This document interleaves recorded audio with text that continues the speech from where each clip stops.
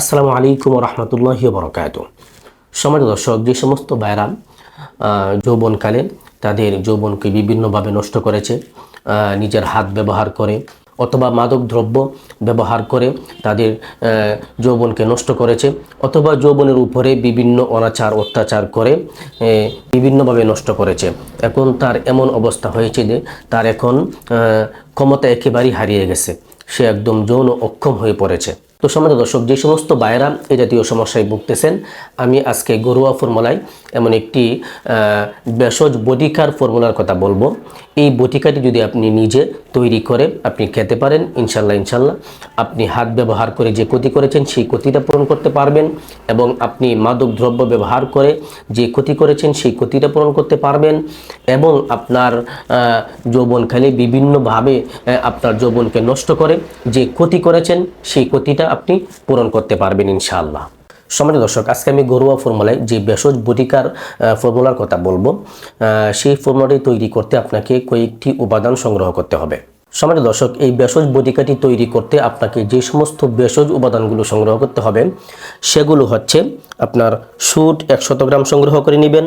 তারপর আপনি সংগ্রহ করবেন গোলমরিচ 100 গ্রাম, পিপুল 100 গ্রাম, পারদ 2 গ্রাম, পদ্রজ 100 গ্রাম, এরপর হলো নাগকেশর 100 গ্রাম, ছোট এলাচ 100 গ্রাম, জয়ফল 50 গ্রাম, লবঙ্গ 50 গ্রাম ও জৈত্রিক 25 গ্রাম।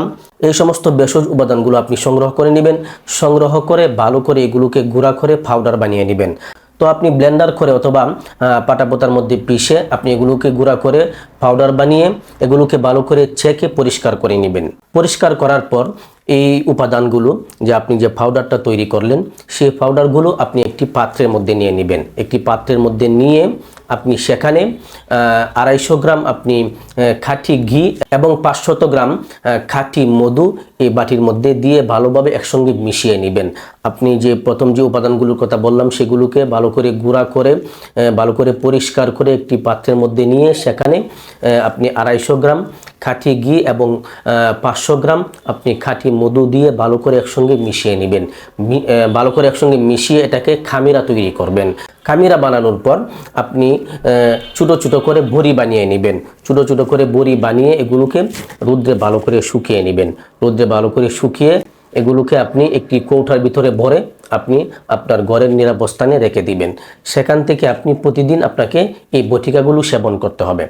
সম্মানিত দর্শক, এই বটিকাটি খাবারের নিয়ম কি? খাবারের নিয়ম হচ্ছে আপনি প্রতিদিন রাত্রিবেলায় যখন আপনি শুতে যাবেন, ঘুমাতে যাবেন, প্রতিদিন রাত্রিবেলায় ভরা পেটে আপনাকে হালকা কুসুম গরম দুধ দিয়ে আপনাকে খেতে হবে। তো কতদিন পর্যন্ত এই বটিকাটি সেবন করবেন? এই বটিকাটি আপনি 2 মাস পর্যন্ত খাবেন। তো সম্মানিত দর্শক, আপনি 2 মাস পর্যন্ত এই বটিকাটি তৈরি করে খান, ইনশাল্লাহ